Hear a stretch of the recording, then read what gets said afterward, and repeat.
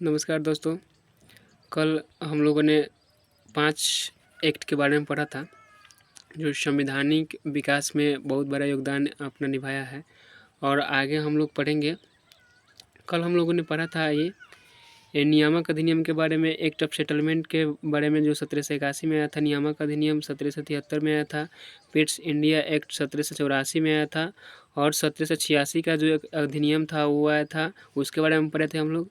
और 1793 का एक चार्टर अधिनियम जो आया था उसके बारे में हम लोग पढ़े थे।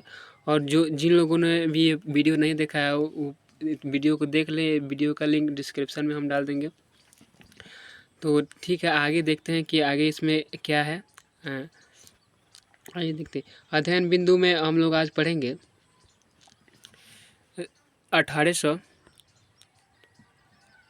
1813 का चार्टर अधिनियम, 1833 का चार्टर अधिनियम और फिर 1853 का चार्टर अधिनियम और 1858 का चार्टर अधिनियम के बारे में पढ़ेंगे। 1861 का भारतीय परिषद अधिनियम के बारे में पढ़ेंगे। 1892 का भारतीय परिषद अधिनियम के बारे में पढ़ेंगे और फिर 1919 का भारतीय परिषद अधिनियम के बारे में पढ़ेंगे। इतना आज हम लोग कवर करेंगे। तो ठीक है, बने रहिए हमारे वीडियो में और देखते रहिए, लास्ट तक देखिए और हो सके तो थोड़ा सा शेयर कीजिएगा इसको। आगे देखते हैं हम क्या है।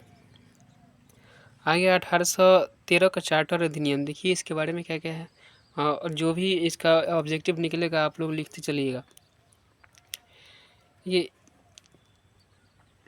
इस अधिनियम द्वारा ईस्ट इंडिया कंपनी को वाणिज्यिक एकाधिकार को समाप्त कर दिया गया तथा चीन तथा चाय के व्यापार पर कंपनी की एकाधिकारिता बनाए रखी गई। यानी कि चीन के साथ जो चाय का व्यापार था वो उसका जो एकाधिकारिता था वो हम अभी भी बना रहा। और आगे देखिए क्या है। इस अधिनियम द्वारा पहली बार भारत में ब्रिटिश क्षेत्र की संवैधानिक स्थिति को स्पष्ट रूप से परिभाषित किया गया। और आगे है, ईस्ट इंडिया कंपनी के एकाधिकार पत्र को 20 वर्षों के लिए बढ़ाया गया। ये आप लोग नोट कर लीजिएगा, ये इम्पोर्टेंस है। ईस्ट इंडिया कंपनी के अधिकार पत्र को 20 वर्षों के लिए बढ़ा दिया गया था। किस अधिनियम के तहत? 1813 का चार्टर अधिनियम के अंतर्गत। तो ये समाप्त हो गया। और आगे देखिए आगे क्या है।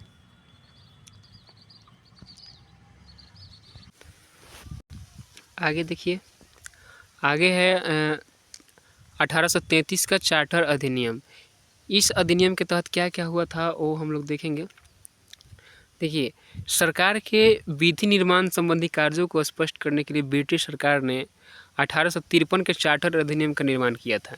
यानी कि सरकार का जो भी विधि निर्माण है उसको स्पष्ट रूप से दिखने के लिए या स्पष्ट रूप से उसको स्पष्ट करने के लिए सरकार ने 1833 के चार्टर अधिनियम को लाया। इसमें आगे टॉपिक है, देखिए आगे है, इस अधिनियम के अंतर्गत भारतीय संवैधानिक व्यवस्था में कुछ महत्वपूर्ण परिवर्तन किए गए जिनके द्वारा विधि निर्माण का एकाधिकार सपरिषद गवर्नर जनरल में सन्निहित कर दिया गया। यानी कि जो भी विधि निर्माण की प्रक्रिया थी संवैधानिक व्यवस्था में वो एकाधिकार सपरिषद गवर्नर जनरल में सन्निहित कर दिया गया। इसमें आगे है, देखिए आगे है,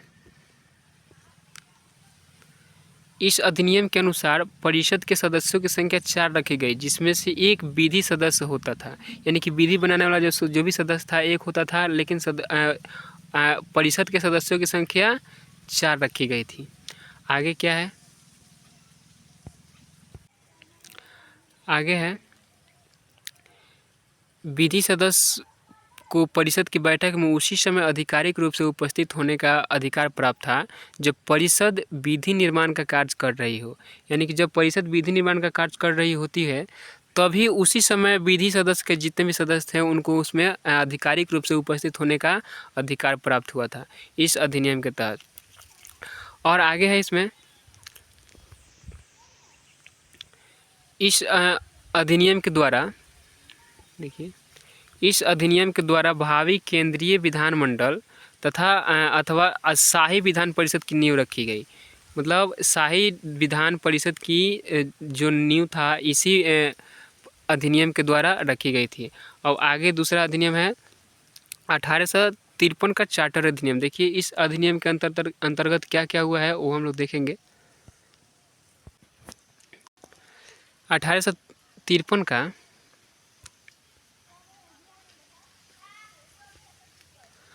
1853 का जो चार्टर अधिनियम था, उस अधिनियम का पहला टॉपिक है तत्कालीन विधायिका को सशक्त बनाने हेतु इस अधिनियम का निर्माण किया गया। साथ ही इस अधिनियम द्वारा विधायिका का विस्तार किया गया, यानी कि विधायकों को मजबूत बनाने के लिए तथा विधायिका का जो कार्य क्षेत्र है उसको विस्तार करने के लिए 1853 का जो चार्टर अधिनियम था इसको लाया गया था।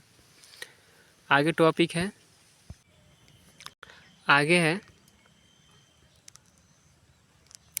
गवर्नर जनरल की परिषद में 6 नए सदस्यों की वृद्धि की गई। इन सदस्यों में मद्रास, बम्बई, बंगाल तथा पश्चिम उत्तर प्रांतों में से प्रत्येक से एक एक प्रतिनिधि, एक मुख्य न्यायाधीश तथा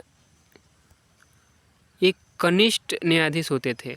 उपरोक्त के अतिरिक्त मुख्य सेनापति को असाधारण सदस्यता प्रदान की गई। इस प्रकार विधान परिषद की कुल संख्या 12 हो गई। ऑब्जेक्टिव के रूप में लिख लीजिएगा इसको, इम्पोर्टेंट है।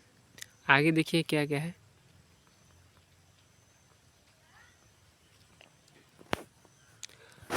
आगे है 1858 का चार्टर अधिनियम। इस अधिनियम के अंतर्गत क्या क्या हुआ वो हम लोग देखेंगे आगे।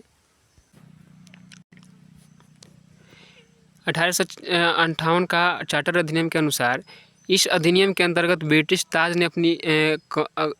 ताज ने कंपनी के शासन अपने हाथों में ले लिया। इस प्रकार ईस्ट इंडिया कंपनी का युग समाप्त हो गया। इस अधिनियम के अंतर्गत यहाँ कुछ संवैधानिक व्यवस्था में भी कुछ महत्वपूर्ण परिवर्तन किए गए जो इस प्रकार से हैं। इसमें क्या हुआ कि इस अधिनियम के अंतर्गत संवैधानिक व्यवस्था में कुछ महत्वपूर्ण परिवर्तन हुआ, जिसमें कुछ कुछ चीज़ों की स्थापना की गई। आगे देखिए उसमें क्या क्या है।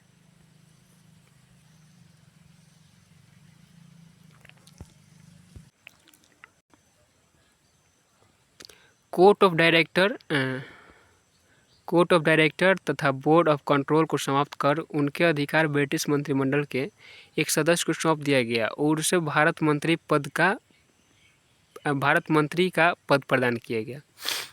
आगे क्या है इसमें देखिए, यानी कि COD तथा BOC दोनों को समाप्त करके और एक भारत मंत्री का पद प्रदान किया गया। आगे क्या है इसमें देखिए,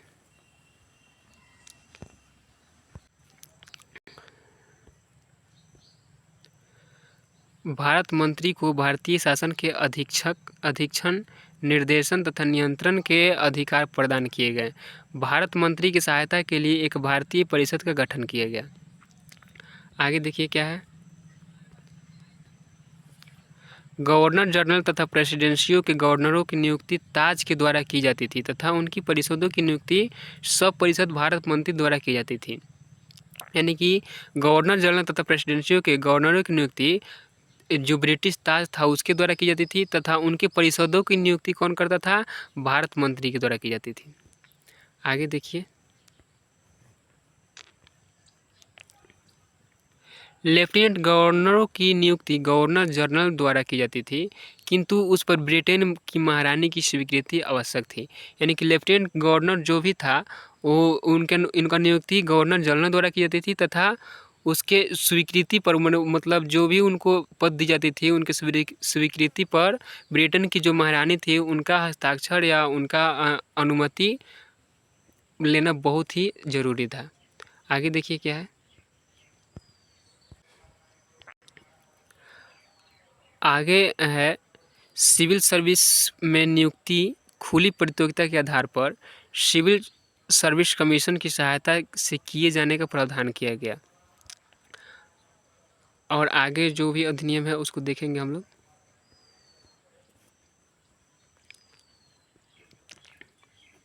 आगे 1861 का भारतीय परिषद अधिनियम है। इसके अंतर्गत क्या क्या हुआ, कौन कौन से नियम को लाया गया अंग्रेजी ईस्ट इंडिया कंपनी के लिए, उसको हम लोग देखेंगे आगे।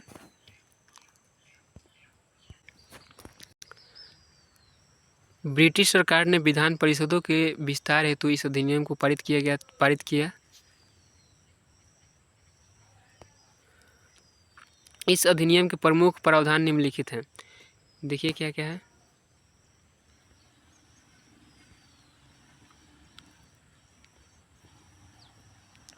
इस अधिनियम में विधि निर्माण के प्रयोजन के लिए गवर्नर जनरल की परिषद में 6 से 12 सदस्यों की वृद्धि की गई तथा उनका कार्यकाल 2 वर्षों के लिए निर्धारित किया गया। इस अधिनियम के अंतर्गत कुछ विषयों को प्रस्तावित करने के लिए गवर्नर जनरल की पूर्णानुमति अनिवार्य कर दी गई तथा इस अधिनियम के अंतर्गत भारतीय विधानमंडल द्वारा पारित प्रत्येक प्रस्ताव पर सब परिषद भारत मंत्री के माध्यम से महारानी की स्वीकृति लेना अनिवार्य बना दिया गया। इस परिषद में गवर्नर जनरल को विशेष अधिकार प्राप्त था तथा आपात स्थिति में वो अध्यादेश भी जारी कर सकता था।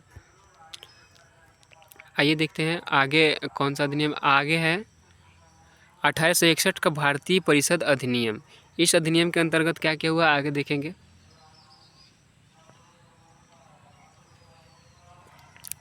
ब्रिटिश सरकार ने विधान परिषदों के विस्तार हेतु इस अधिनियम को पारित किया गया था।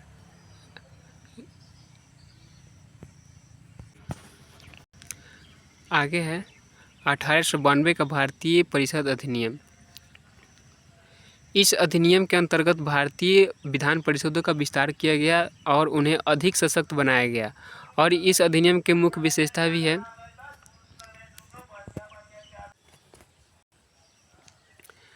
इस अधिनियम में केंद्रीय एवं प्रांतीय विधान परिषदों में 8 से लेकर 20 तक नए सदस्यों की नियुक्ति कर उनमें विस्तार किया गया। इन सदस्यों में 40% गैर सरकारी होते थे।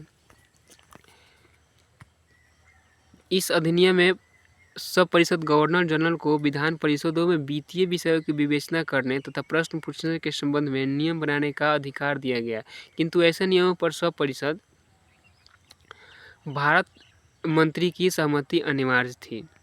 आगे देखिए क्या है। 1909 का भारतीय परिषद अधिनियम। इसमें क्या क्या है। इस अधिनियम को मार्ले मिंटो के नाम से भी जाना जाता है। मार्ले मिंटो सुधार अधिनियम के भी नाम से जाना जाता है। इसको नोट कर लीजिएगा आप लोग। इस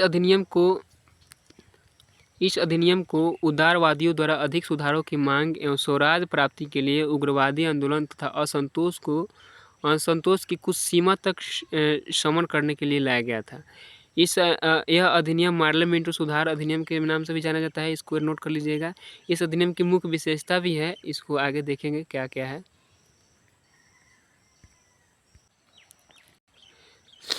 इस अधिनियम के अंतर्गत देखिए, इस अधिनियम के अंतर्गत केंद्रीय एवं प्रांतीय विधान परिषदों का विस्तार किया गया। इस अधिनियम में केंद्रीय विधान परिषद में सरकारी सदस्यों का बहुमत था तथा इसमें 4 प्रकार के सदस्य होते थे। पहला सदस्य मनोनीत सरकारी सदस्य, मनोनीत गैर सरकारी सदस्य और निर्वाचित सदस्य, ये 4 होते थे। इसके अंतर्गत प्रांतीय विधान परिषदों में गैर सरकारी सदस्यों का बहुमत रखा गया, किंतु सरकारी एवं मनोनीत गैर सरकारी सदस्यों की संख्या निर्वाचित सदस्यों की संख्या से अधिक रखी गई। आगे देखिए क्या है। इस अधिनियम द्वारा सदस्यों को बजट को अंतिम रूप से स्वीकार करने की, पूर्व बजट की विवेचना करने तथा प्रस्ताव प्रस्तावित करने का अधिकार प्रदान किया गया। इस अधिनियम में सदस्यों को पूरक प्रश्न पूछने तथा स्थानीय संस्थाओं को ऋण देने, अतिरिक्त अनुदान देने तथा नए कर लगाने से संबंधित प्रस्तावों को प्रस्तावित करने का अधिकार दिया गया। आगे देखिए। सार्वजनिक हित से संबंधित विषयों की विवेचना करने, प्रस्ताव पारित करने तथा उन पर मत विभाजन मांग करने का अधिकार प्रदान किया गया। इस सदन द्वारा पारित प्रस्ताव सरकार के लिए बाध्यकारी नहीं थे। इस अधिनियम की सबसे महत्वपूर्ण विशेषता यह है कि पृथक निर्वाचन मंडल की व्यवस्था की गई, जिसे अत्यधिक भेदभावपूर्ण माना गया। इसको नोट कर लीजिएगा।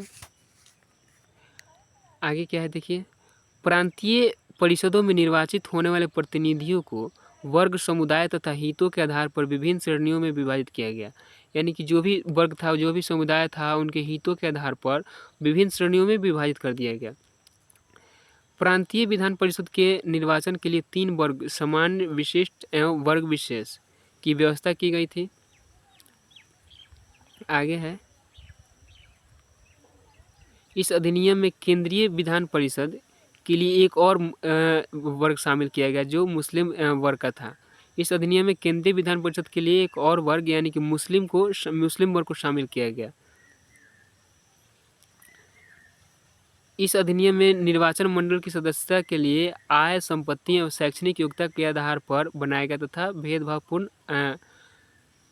भेदभावपूर्ण नीति अपनाई गई।